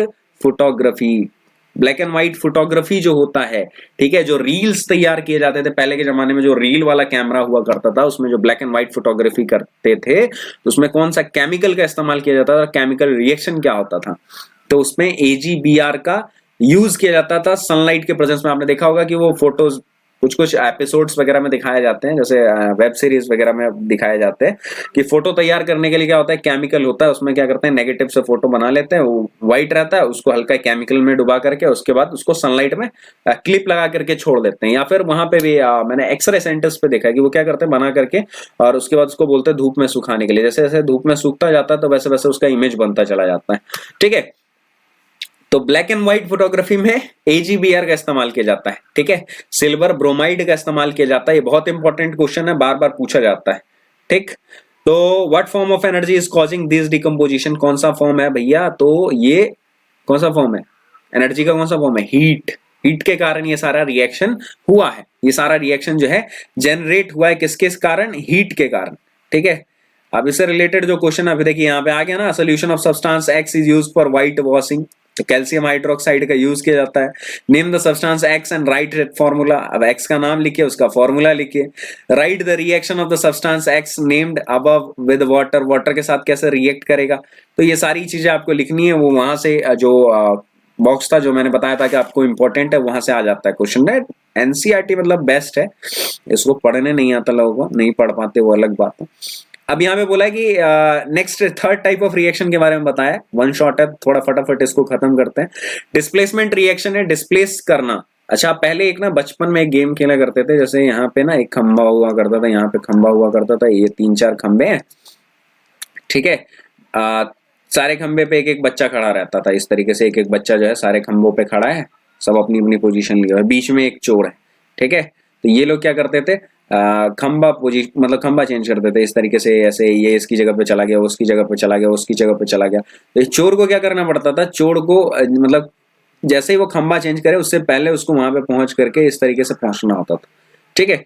तो यही वाला कॉन्सेप्ट हम यहाँ पे यूज करें डिस्प्लेसमेंट रिएक्शन में। डिस्प्लेस करना मतलब क्या होता है, डिस्प्लेस, डिस्प्लेस मतलब उसकी जगह से उसको हटा देना, उसको क्या कहते हैं, डिस्प्लेसमेंट कहते हैं। और यही अब रिएक्शन में होगा, इसलिए इसका नाम क्या है, डिस्प्लेसमेंट रिएक्शन है। मतलब हम क्या करेंगे, किसी केमिकल को, किसी कंपाउंड को, किसी एलिमेंट को उसके जगह से हटा देंगे, तो उसको क्या कहेंगे, डिस्प्लेसमेंट रिएक्शन कहेंगे। जैसे यहाँ पे बोला कि आयरन नेल लेना है, उसको साफ कर देना है सैंड पेपर से, और उसको A और B दो टेस्ट ट्यूब में रखना है। हर एक टेस्ट ट्यूब में 10 ml कॉपर सल्फेट सोल्यूशन डालना है, और उससे tie 2 iron nails with a thread, और दोनों के क्या कर देना है, थ्रेड से बांध देना है। और बांधने के बाद copper sulphate solution test tube A में रखना है, test tube B for A में क्या करना है, 10 मिनट्स के लिए रखेंगे, ठीक है, 2 आयरन नेल थ्रेड।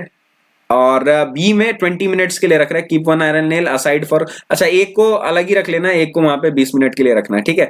20 मिनट के बाद क्या करना है, दोनों आयरन नेल को निकालना है और कॉपर सल्फेट सोल्यूशन से उसको निकालेंगे, और उसके बाद जो है उसको ऑब्जर्व करेंगे, कंपेयर करेंगे the intensity of blue colour of copper sulphate solution in test tubes, कम हुआ है कि ज्यादा हुआ है, कैसा हुआ है, क्या हुआ है, वो सारी चीजें इंटेंसिटी उसकी चेक करेंगे, ठीक है, कि पहले डीप था अब लाइट हो गया, ये सारी चीजें चेक कर लेंगे। और उसके बाद आयरन नील को देखेंगे क्या उसके कलर में भी कोई चेंज आया है, ठीक है। तो जब इन चीजों को ऑब्जर्व करेंगे तो हम देखेंगे कि आयरन नील जो था हमारा, ठीक है, जो आयरन नील था वो कैसा, पहले जो था हमारा ये इस तरीके से चमचमाता हुआ, चमचमाता इस तरीके से था, ठीक है। अब वो किस तरीके से हो गया, कॉपर सल्फेट सोल्यूशन से निकाला तो ब्राउनिश हो गया, ठीक है, कैसा हो गया, ब्राउनिश हो गया, ठीक है। और कॉपर सल्फेट सोल्यूशन जो था टेस्ट ट्यूब ए में ये ब्लू कलर का है, और टेस्ट ट्यूब बी में, ठीक है, वो जिसमें हमने रखा था आयरन नील को रखा था, वहां पे ये क्या हो गया, लाइट ब्लू हो गया, ठीक है, हल्का ब्लू हो गया। इसका मतलब इसमें से कुछ कॉपर जो है वो निकला है, या सल्फेट निकला है, या कुछ तो केमिकल रिएक्शन इसमें हुआ है, जिसके कारण क्या है, ये लाल हो गया और ये लाइट हो गया, ठीक है। तो ये इसलिए हुआ है कि व्हाइट, अब एक इंपॉर्टेंट क्वेश्चन यहाँ पे आता है कि why does the iron nail become brownish in colour, brown क्यों हो गया, and the blue colour of copper sulphate solution fade, खत्म हो गया, मतलब लाइट कलर का हो गया। तो ये इसलिए हुआ क्योंकि यहाँ पे आयरन ने क्या किया, कॉपर सल्फेट के सॉल्यूशन से, ठीक है, कॉपर को भगा दिया, कॉपर को डिस्प्लेस कर दिया, कॉपर को डिस्प्लेस करके सल्फेट के साथ अपना कंपाउंड बना लिया, फेरस सल्फेट बना लिया, आयरन सल्फेट बना लिया, और कॉपर बेचारा अकेला हो गया। ठीक है, तो इस तरीके से हुआ। तो इसीलिए क्या हुआ, आयरन सल्फेट बना, तो आयरन सल्फेट कैसा हो गया, ब्राउन कलर का हो गया। और कॉपर क्योंकि अब अकेला है इसलिए क्या हो गया, लाइट ब्लू कलर का हो गया, फेड हो गया इसका कलर।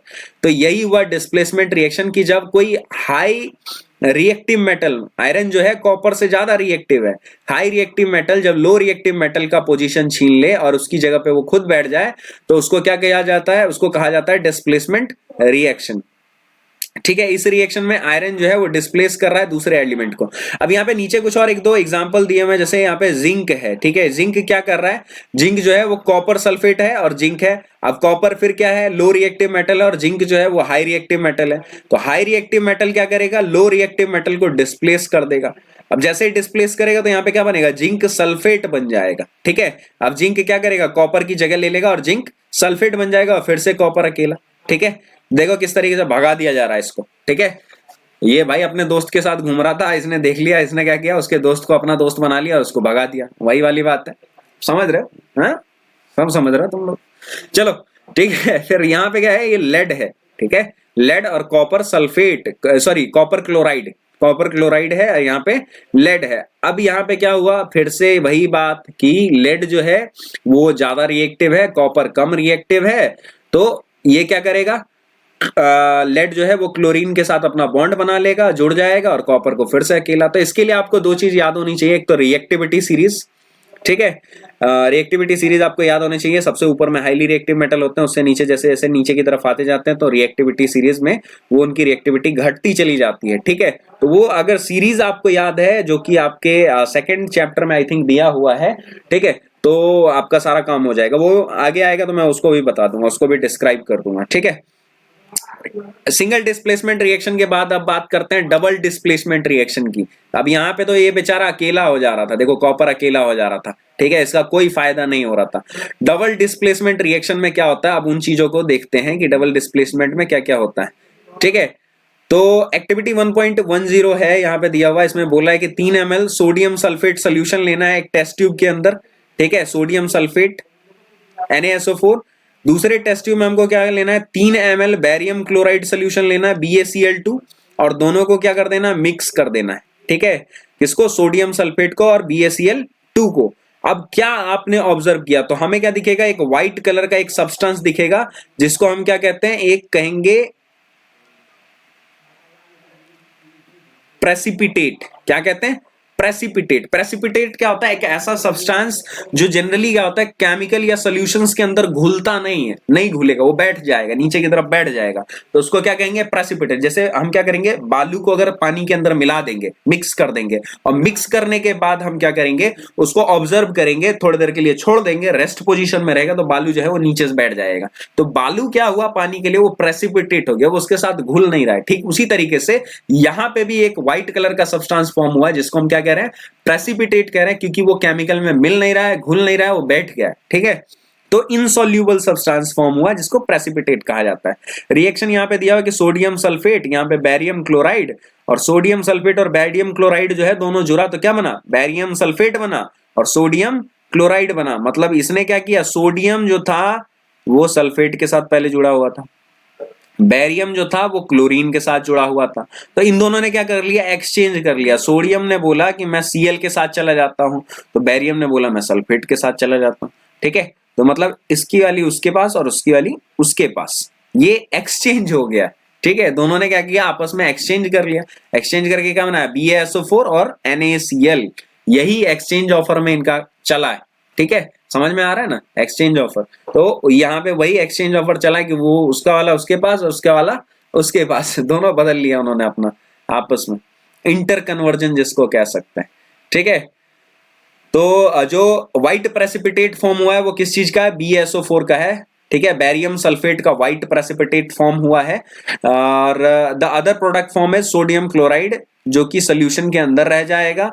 ठीक है, और इसमें क्या हुआ, एक्सचेंज ऑफ आयन हुआ, इसलिए डिस्प्लेसमेंट रिएक्शन, उसकी वाली उसके पास, उसकी वाली उसके पास, वही चीज हुआ है बस, और कुछ नहीं हुआ है। ठीक, चलिए बढ़ते हैं नेक्स्ट पार्ट की तरफ। अब बात करते हैं ऑक्सीडेशन एंड रिडक्शन की। ठीक है, अब ये 5 टाइप ऑफ रिएक्शन जो था हमने क्लियर कर लिया। कॉम्बिनेशन में क्या है, दो चीजें आपस में जुड़ रही हैं, एक नए कंपाउंड को बना रही है, तो that is known as combination reaction. Combination के बाद क्या आया, डिकम्पोजिशन है, जिसमें एक सिंगल चीज जो है, सिंगल केमिकल जो है, हीट प्रोवाइड करने पे वो दो या दो से ज्यादा चीजों में क्या करता है, ब्रेक डाउन कर जाता है, टूट जाता है। ठीक है, तो उसको डिकम्पोजिशन रिएक्शन कहते हैं। डिकम्पोजिशन रिएक्शन में हमने फर्दर टाइप देखा, थर्मल डिकम्पोजिशन रिएक्शन। ठीक है, फोटो डिकम्पोजिशन जो सनलाइट के प्रेजेंस में है उसको क्या कहेंगे, फोटो डिकम्पोजिशन रिएक्शन कहेंगे, सनलाइट के प्रेजेंस में टूट गया। और थर्मल डिकम्पोजिशन रिएक्शन हो गया, और एक हो गया इलेक्ट्रोलाइसिस।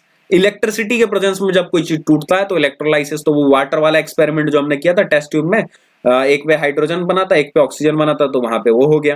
ठीक है, तो इस तरीके से ये सारा का सारा कंप्लीट हो गया। उसके बाद था डिस्प्लेसमेंट रिएक्शन। डिस्प्लेस से मैंने समझाया कि जैसे वो खंबे वाला गेम खेलते थे इधर उधर चेंज करके, उसी तरीके से क्या हुआ, ये एक एलिमेंट हाई रिएक्टिव एलिमेंट जाता है और लो रिएक्टिव एलिमेंट को हटा देता है उसके जगह से, उसको डिस्प्लेस कर देता है। ठीक है, और उसकी जगह ले लेता है, तो दैट इज डिस्प्लेसमेंट रिएक्शन। और उसके बाद था पांचवा टाइप, डबल डिस्प्लेसमेंट रिएक्शन। तो डबल डिस्प्लेसमेंट सॉरी चौथा टाइप था double displacement reaction. Double displacement reaction में क्या हुआ, उसने उसकी जगह ले ली, उसने उसकी जगह ले ली, दोनों ने क्या किया, आपस में एक्सचेंज, उसकी वाली उसके पास, उसकी वाली उसके पास, दोनों आपस में एक्सचेंज कर लिया, उन्होंने एक्सचेंज ऑफर चला लिया। ठीक है, तो वहां पे क्या हो गया कि सोडियम क्लोराइड और बैरियम सल्फेट वाला एग्जांपल अभी हमने देखा डबल डिस्प्लेसमेंट रिएक्शन में। तो अब बढ़ते हैं नेक्स्ट पार्ट की ओर, जो कि है ऑक्सीडेशन एंड रिडक्शन। ठीक है, किसको ऑक्सीडेशन कहते हैं, किसको रिडक्शन कहते हैं, इन सारे टर्म्स को एक बार समझ लेते हैं। तो यहाँ पे एक एक्टिविटी दिया हुआ है 1.11, उसमें क्या बोला है कि heat a China dish containing 1 gram of copper powder. Copper powder रखा हुआ है, उसको क्या करना है, हीट करना है। And what do you observe, क्या ऑब्जर्व कर रहे हो।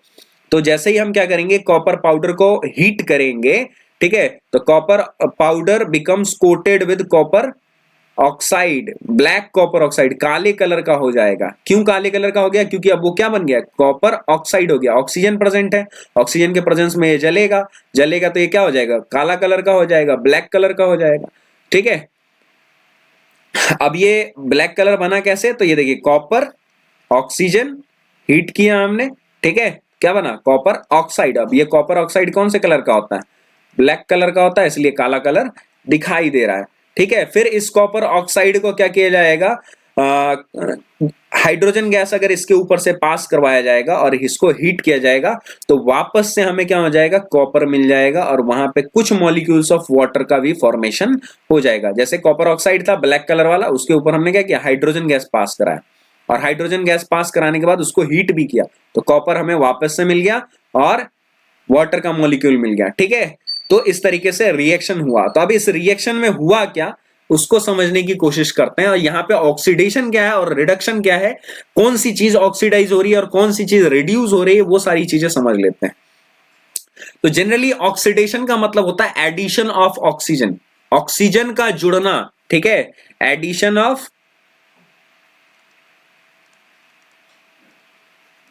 ऑक्सीजन, ठीक है, या रिमूवल ऑफ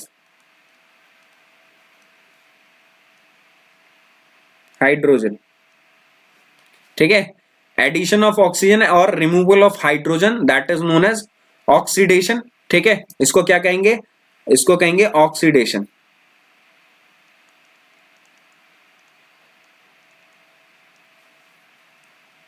ठीक, और रिडक्शन किसको कहेंगे,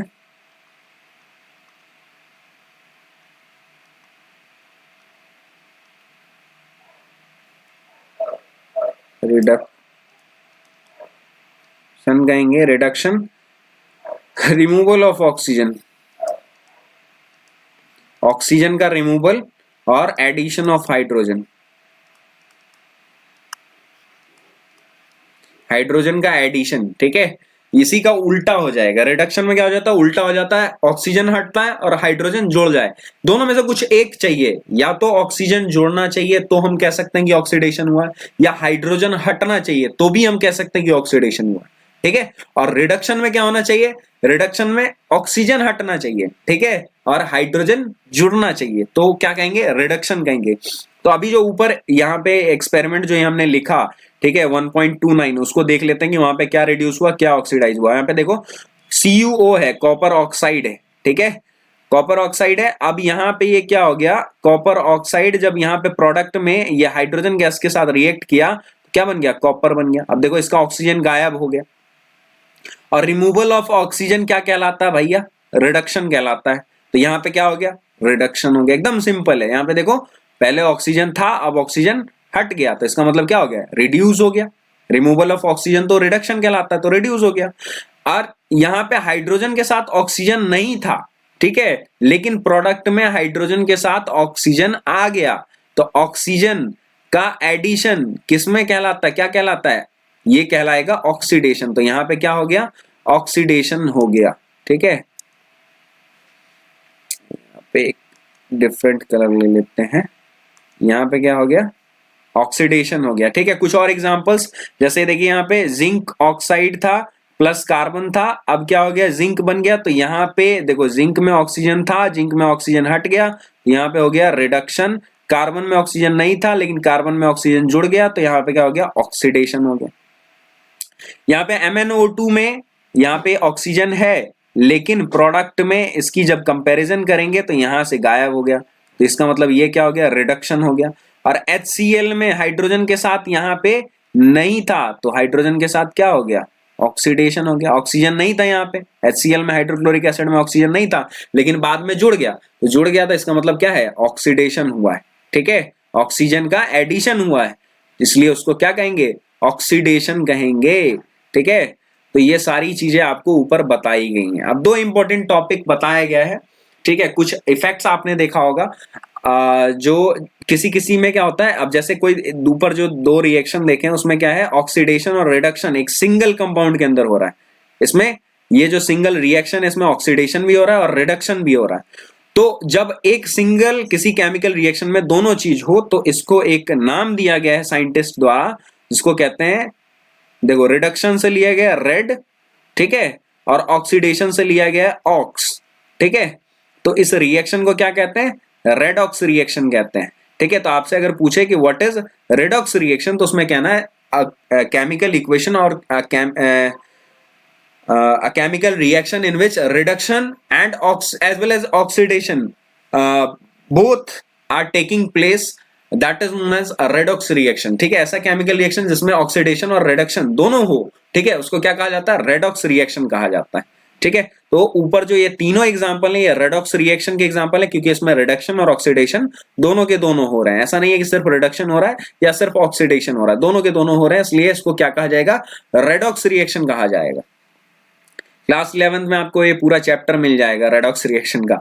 ठीक है, तो चलिए अब बात करते हैं ऑक्सीडेशन और रिडक्शन का इफेक्ट क्या पड़ता है हमारी लाइफ में। ठीक है, तो कोरोजन जो है जनरली ये ऑक्सीडेशन का ही इफेक्ट है। मतलब क्या होता है, कोरोजन कैसे होता है, कोरोजन का मतलब होता है जंग लगना। ठीक है, एक ब्राउनिश सब्सटेंस जो फॉर्म हो जाता है आयरन नेल के ऊपर, आयरन के ऊपर जब उसको ह्यूमिडिटी में छोड़ दिया जाएगा, बाहर में एटमॉस्फेयर में ह्यूमिड कंडीशन में हल्का गीले अवस्था में उसको छोड़ दीजिएगा, या अभी कोई लोहे का छड़ अगर बाहर में छूट गया हो, छत पे अगर कोई छड़ निकला हो, छूट गया हो, उसको जाके देखिएगा तो उसके ऊपर एक ब्राउन कलर का कोटिंग लेयर चढ़ा हुआ होगा, that is known as corrosion. उसको क्या कहते हैं, कोरोजन कहते हैं। ठीक है, ऑक्साइड ऑक्सीजन के साथ वो रिएक्ट करके एक लेयर का फॉर्मेशन करता है, जो लेयर कैसा होता है, रेडिश ब्राउन कलर का होता है। ठीक है, रेडिश ब्राउन कलर का होता है।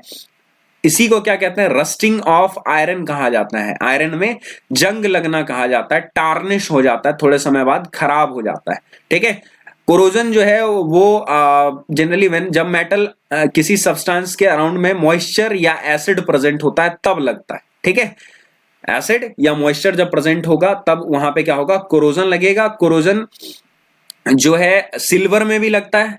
ठीक है, चांदी, चांदी वाला देखो गले में अगर चांदी पहना हुआ होगा तो वो ब्लैक कलर का हो जाएगा धीरे धीरे।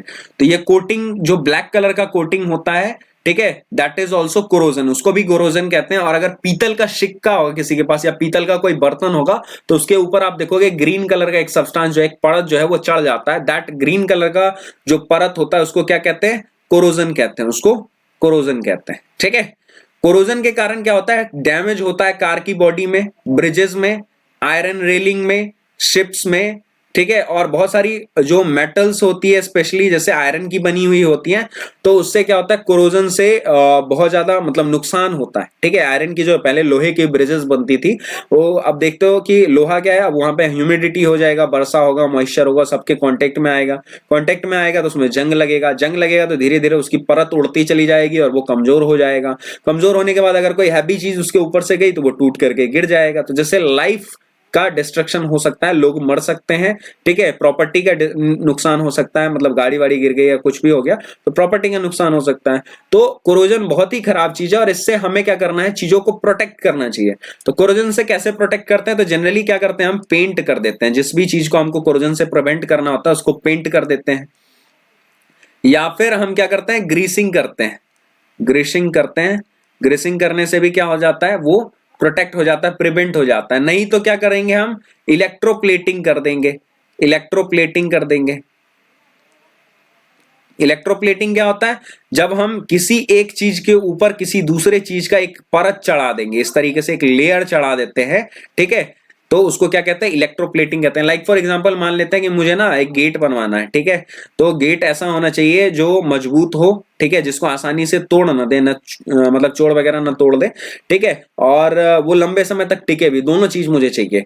तो मैं किसी के पास गया, उसने मुझे सजेस्ट किया कि आप एक काम करो, मैं आपकी लोहे की गेट बना देता। तो मैंने कहा कि यार लोहे का गेट बनाओगे तो फिर तो उसमें जंग लग जाएगा। ठीक है। जंग लग जाएगा तो फिर वो ड्यूरेबिलिटी नहीं रह पाएगी, वो तो खराब हो जाएगा, नहीं तो बार बार मुझे पेंट करना पड़ेगा। तो फिर उसने बोला कि नहीं तो चलो ठीक है, फिर मैं एल्युमिनियम का गेट बना देता हूँ, उसमें जंग नहीं लगता। मैंने कहा यार एल्युमिनियम का गेट बनाओगे तो एक लात मारेगा, कोई भी चोर आएगा एक लात मारेगा तोड़ देगा। ठीक है। तो दोनों कंडीशन में नहीं। तो फिर सोचते सोचते उसने बोला कि चलो ठीक है, मैं दोनों का गेट बना देता हूँ। मैंने पूछा दोनों का कैसे बनाओगे, तो उसने बोला कि मैं क्या करूंगा, नीचे में आपका आयरन डाल दूंगा इस तरीके से। ठीक है। आयरन लगा दूंगा और आयरन के ऊपर से, ठीक है, आयरन के ऊपर से मैं क्या करूंगा, एल्यूमिनियम की परत चढ़ा दूंगा। ठीक है। तो इससे क्या होगा, आयरन जो है आपका वो डायरेक्ट एयर के कांटेक्ट में नहीं आएगा। एयर के कांटेक्ट में नहीं आएगा तो इसमें जंग नहीं लगेगा।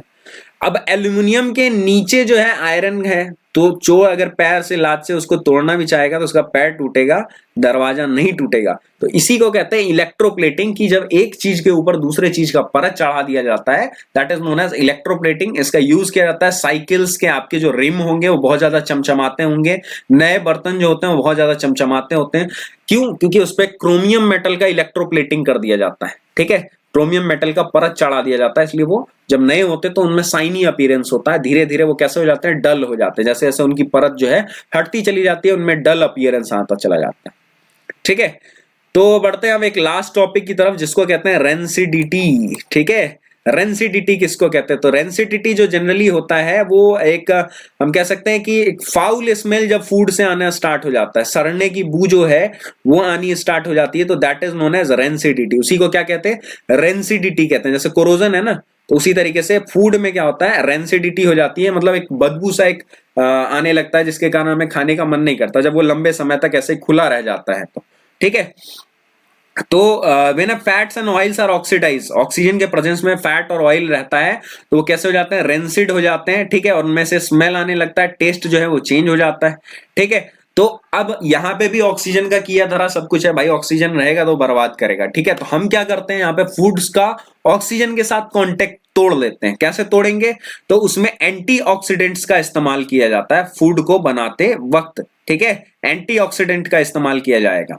या फिर अगर हम क्या करेंगे, पैकेट्स वगैरह में हमें कोई चीज पैक करना है, जैसे चिप्स वगैरह होता है, उसकी पैकेट्स आपने देखी होगी एकदम टाइटली पैक्ड होता है, उसमें एयर भरा हुआ होता है। एयर कौन सा होता है, जनरली नाइट्रोजन गैस होता है। ठीक है। नाइट्रोजन गैस होता है जो कि क्या करता है, ऑक्सीजन को वहां पे आने नहीं देता है। तो वो जब तक वो गैस उसके अंदर भरा हुआ है, चिप्स एकदम कुरकुरा रहेगा, एकदम मजा आएगा खाने में, कुरकुर रहेगा। ठीक है। जैसे ही वो गैस निकल गया और एक दो दिन के लिए वो छूट गया, ऑक्सीजन उसके कांटेक्ट में आएगा, कहीं से तो घुस ही जाएगा, कांटेक्ट में आया वो गया, खत्म। ठीक है। Tata bye bye goodbye हो जाएगा उसका।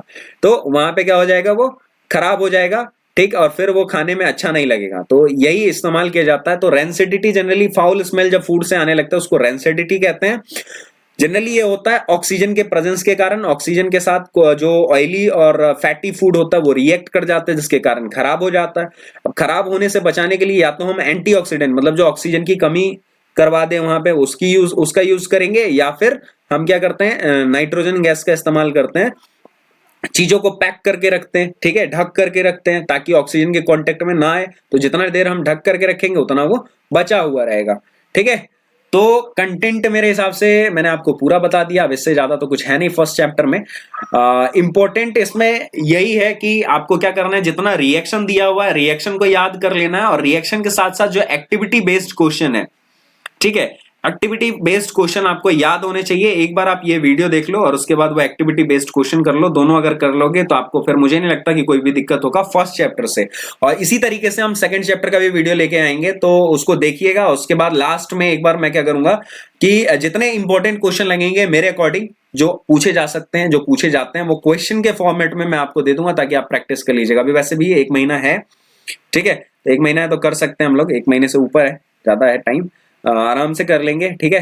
होपफुली कल या परसों तक आपका सेकंड चैप्टर भी आ ही जाएगा, तो उस पर भी प्रैक्टिस कर लीजिएगा, ठीक है। तो मिलते हैं नेक्स्ट क्लास में, तब तक के लिए एंजॉय कीजिए, पढ़ते रहिए एकदम। और जो भी इसका क्वेश्चंस की बात की जाए, जो इन टेक्स्ट क्वेश्चन थे, जो चैप्टर्स के बीच में जो क्वेश्चन थे और जो लास्ट में जो क्वेश्चन दिए हुए, सारे के सारे क्वेश्चन जो है हम लोग प्रैक्टिस कर लेंगे, ठीक है। एक साथ सारा क्वेश्चन सेट लगाएंगे तो फिर मजा आएगा, ठीक है।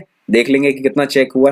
पहले आप एक बार पढ़ लो, इसको पढ़ने के बाद ना एक बार किताब पढ़ लेना, किताब पढ़ने के बाद क्वेश्चंस को एक बार थॉरोली पढ़ के देखना आपसे बनता है या नहीं बनता है, ठीक है।